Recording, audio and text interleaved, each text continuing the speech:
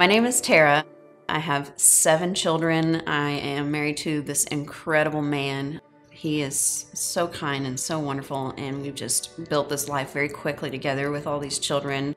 It's really fun and entertaining to have such a big family, and just where my life is right now, it's just really constantly a challenge in a good way. And it has been so good since I met my husband. But before him, it was a really dark, desolate place. And I don't think the Lord always uses a relationship to help somebody, but I think in my case, he knew that I needed a safe person. So before I met my husband, I was in a bunch of toxic relationships. I was kind of, I think, what you'd call a serial monogamist. I just really, I guess, had this desire to be loved and to have somebody safe and permanent, but I kept picking the wrong people. Apparently, I just did it all the wrong way and got into a lot of really bad, sticky situations. And some of those led to making decisions that were really life-altering that you can't take back. Some things are just permanent. There's no apology that can be had. There's no take-backs. It's just permanent. You make a decision, like some 2 that I've made in particular. So I did enter a toxic relationship. It started out super fun. He was the fun guy. He was a really good dancer, because that is so important when you're a young adult going to college and you want to just be out there having fun, dancing and drinking and who knows what else. So we got into a toxic relationship, and I say toxic because it was not just him. So a lot of people, I think, want to point to the other person, but I've contributed to that. And I know my role in that now, looking back, that I was trying to make this person stay. He did not want to stay, but we already had a daughter together. And she happened like probably the first time we had sex. But I was convinced that I was going to do that by myself, whether he wanted to stick around or not. And I was very comfortable with that. And somewhere along the way, he came back into the picture, and then it just got really ugly. Like, it had not been good before, but it just got really progressively worse over time. And then I get pregnant again somewhere along the line, and I think this person is not safe. I'm not safe with them. I'm in a really bad place as far as money. I'm going to college and working, and we're barely making ends meet. I think I was probably 100 pounds at that point, just really, really skinny. And I'm thinking, there's no way I can do this. And I went in and I had an abortion, and basically, they don't care about you. I don't know why people ever say that this is something where they're trying to help you or care about you, because if somebody at any point along this walking in or at the counter or even in the room, if they had said, do you need help? Because this person drove me there, so there's no other way out of this. I got to either do this or lie about it and then just hope that I'm not a very good liar. So I just had to hope that I wouldn't reveal that there's still a baby in there along the way. So I was kind of stuck. There was just no going back in my mind. And if somebody had just stopped me anywhere, like, hey, we could sneak out the back, or hey, would you like to see your baby? Would you just, like to have counseling on this? But nobody does that in that room. They take your information, they sit you in a lobby, and they take your money. And then they just bring you in there and do what they do. And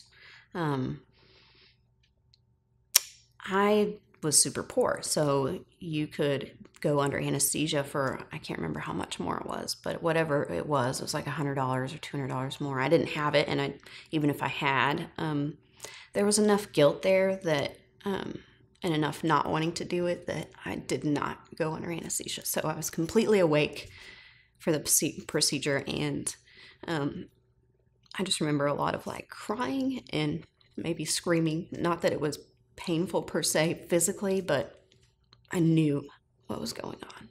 There's no, in my mind, lying. I think for me that was kind of a way to take on some of the pain of what I was doing. So then I go home. Luckily I get to go back to my child. She was, there. So she was kind of a factor in, like, if I don't do this, what would happen? She's a, a really important piece of this puzzle. Like, I'm trying to, all of this, like, looking back at it, gosh, it's all about self-preservation, really, when it comes down to it. Like, I was just trying to, like, save whatever I could about myself.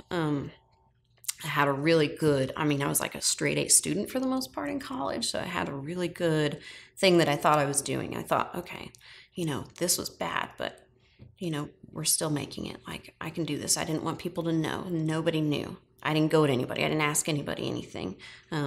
This person, obviously, that I was dating did not want anything to do with it and didn't want to talk about it. And it was just something that, like, let's get it over with. So again, it happens again. And at this point, you would think, okay, that was already terrible.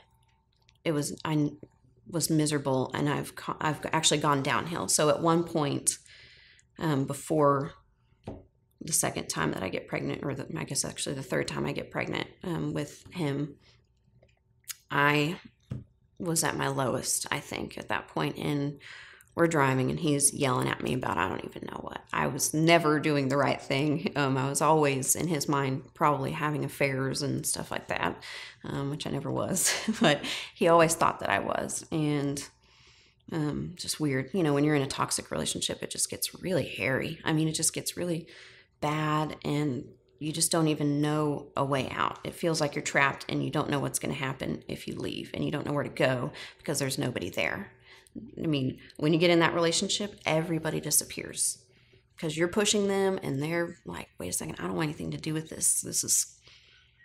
They know it's not good, but they weren't the people that could tell me truth in that situation. They were all teenagers or young adults themselves, and they're like, that's a hot mess. I want nothing to do with it. So at one point, we're driving on the interstate, and I think, my daughter is no good with this mother. Like, she would do better without me. He obviously feels he could do better without me. And so I attempted to jump out of a moving vehicle on the interstate. And that was definitely my lowest point. And nobody knew. I didn't tell anybody, because on the front of me, I'm always very chipper. And that would never be something that I would even consider at this point in my life. But at that point in my life, everything was darkness. It felt like a big, dark, like, sand pit that was sucking me down, and there was no getting out of it. So luckily, he actually felt compelled to pull me back in, and then yelled at me some more because he was angry that I stressed him out or something. Gosh, it's just so bizarre looking back at it, just how toxic and gross, and that I stuck in it for as long as I did. So anyways, we get to this next pregnancy, and obviously, in my mind, that's just what you do at this point, because everything is so terrible. The interesting part about that is that you don't know who these girls are. When you're looking at somebody on the TV who's doing the news, and you think, she probably has her life together. Look at her hair, or like, look at her outfit. She looks put together. She looks like a very confident lady, and they have no idea that behind the scenes, she is afraid for her life and her relationship, and she is willing to have an abortion to get rid of her own baby because she is so afraid of another thing that would connect her to that person. Because at that point, he was in a different state, and I thought, this is my chance. Like, I can get out of this. I was starting in my new career, and I thought, if I can get money and then just keep this career going.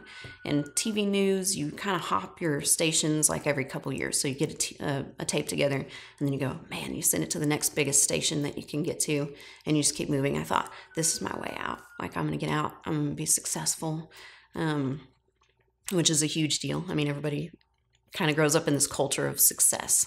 Like, all of a sudden, people that didn't even know my name in high school were all of a sudden my friends on Facebook and stuff like that. And it was just really odd. It was a really odd way to live. But I loved the job. I loved telling people stories. I loved helping them work through things. I think that was why sometimes they were willing to talk to me when they weren't willing to talk to other people, because I would be like, no, you don't have to tell me a thing about your life or this person that you lost. But if you want to tell people about them, I'm here to give people that story, and talk about your loved one. But here I was, and I was unable to tell anybody about mine. And how interesting that I couldn't do that. But did those, I look back and I go, what would have been the changing thing? Like, if I'd had the babies, my life would have looked more complicated, maybe. I don't know if you can get more complicated than what that looked like. But I think that we would have been okay. I just didn't know a way out. And I had no idea about all the resources out there. And there are tons of resources for girls and women that are considering this. I mean, just so many people want to be your friend in that moment, to bring you into church and let you know, like, you're not somehow shunned. Your situation is not the worst thing that's ever happened. That you are not somehow a worse sinner than other people, and you're not, people aren't just going to be terrible to you. I mean, I'm sure there are individuals that go to a church that are not true Christians. I think we've all run into those, but overall, I think the church is looking to help people and they just don't know where to start. And I think, gosh, just, man, for anybody even remotely considering this, there are so many people and so many organizations that want to help a person in that situation. And the weird part was I like research. So I did look up stuff on the internet. Now, the internet back in that day was a little different than it is today. And there wasn't this big anti-abortion movement that I found. It was more along the lines of like, this is a good thing. This is a clump of cells. You'll just get your baby back someday. Like, God will just give you the new baby, like reincarnated basically. And so everything that I looked up was kind of along those lines. Like, well, I knew it wasn't the right time, so I had this abortion, and then my child that I birthed, years later when I was ready, was like, you weren't ready for me the first time, or something like that. Like some weird statement that their child made that made them think like, yes, this is so true. And so I bought into any lie that I could to justify, I think, any lie that I could to ease the pain of my heart. But when you make that decision, it just really kills this part of you. It kills, the idea that there is a child in there, and you can call it a clump of cells, but I think even the person who calls it that knows better. Because you have to take it out of you so that it stops growing and it doesn't become a person in your mind, doesn't get born. So looking back, it feels stupid. It feels like this ridiculous thing that it feels dark and really terrible, but on, just that surface level, like, what were you thinking? Why didn't you look for these outlets? Why didn't you go to anybody for help? Why didn't you tell anybody that this was even going on? Nobody knew. I have this wide scope of people that I know, but nobody, I'd give little bits and pieces of information to people so that this person knew just enough to know, like, she's not okay, but I wouldn't tell them the full story because I didn't want them to think that I needed help necessarily. Like, I do need help. I'm going to put it out there, but not enough so that you feel like it's an imminent danger situation, because I thought, I'm so stupid. Like, I deserve this horrible treatment. I deserve not to have children. And that affected my parenting and has affected my parenting. And as I heal, it's getting better. But it does affect every little aspect of your life. Even if you don't think about it every day, the way that you parent your subsequent children, it's like, I don't deserve them, and I don't deserve this wonderful man. And so you get kind of fearful about, like, and thinking maybe God needs to just, I don't know. There were a couple points after I met my husband that I thought, he deserves so much better. I'm going to run away. He deserves better. I'm going to just let him go find some way better lady. And I know that that sounds crazy, but when you have this immense guilt and shame that you just kind of think like everybody deserves better than whatever I am, and all the baggage that I come with. So he had no idea. I mean, he doesn't know how close I came to just leaving. And I think the thing that stopped me was just this immense desire to not hurt him. So while I felt like he deserved better, I also didn't want to hurt him. So I did obviously stick around, and now we have this beautiful life together with all these babies. And I just have been healing. And it's like the things that it takes the Lord to do in my life to get me to a place of healing, they're huge. And to be in this position where I can even talk about it is like mind-blowing to me, because that is something nobody wants to do. And the culture today is pushing this empowered woman mentality, right? And it sounds great on the surface, and it looks cool because you see women and they're like, well, I'm going to wear whatever I want and do whatever I want, and I don't have to have babies, and I don't have to get married, and I don't have to enter any kind of commitment. I can just go out and have fun. It gets so ugly. And obviously, I mean, my story is extremely ugly. And if I had just, I waited for a really long time, actually. I was determined that I was going to wait until I got married. And then I turned 18, and this is weird, but I had friends and people I loved who were raped at young ages. And so I thought, well, this is so ridiculous. This is my weird, ridiculous thinking at the time. But I thought, I'm going to take control of this.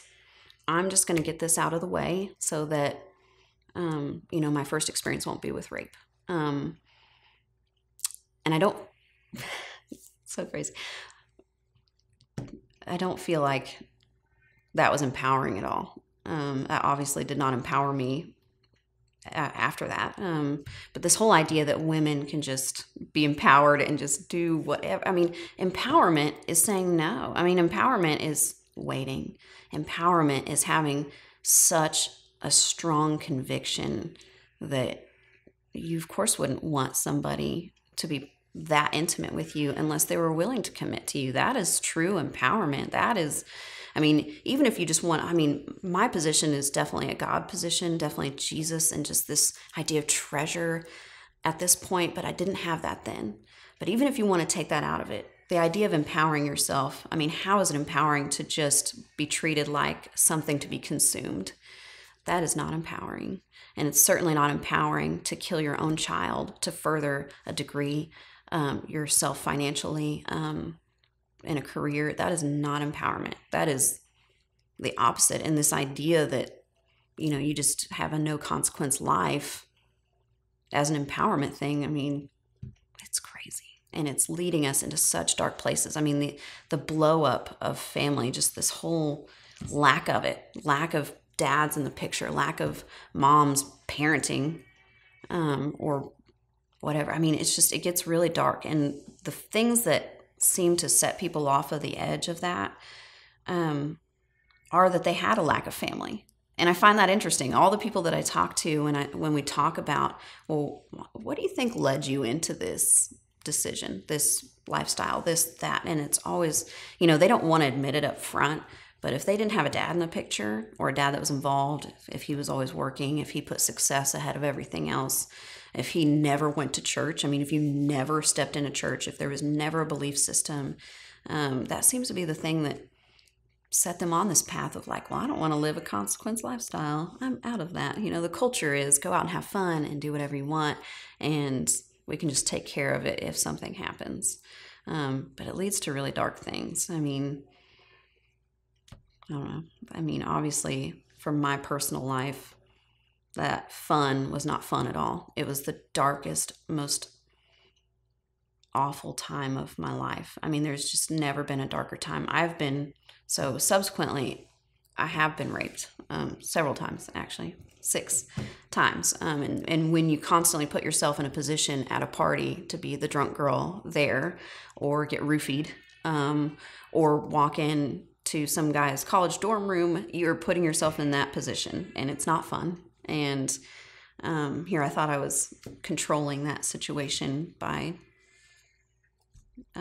picking somebody out and saying, let's just take care of this so I don't have to worry about this happening. And then it gets really dark. I mean, that's not fun. It's not fun to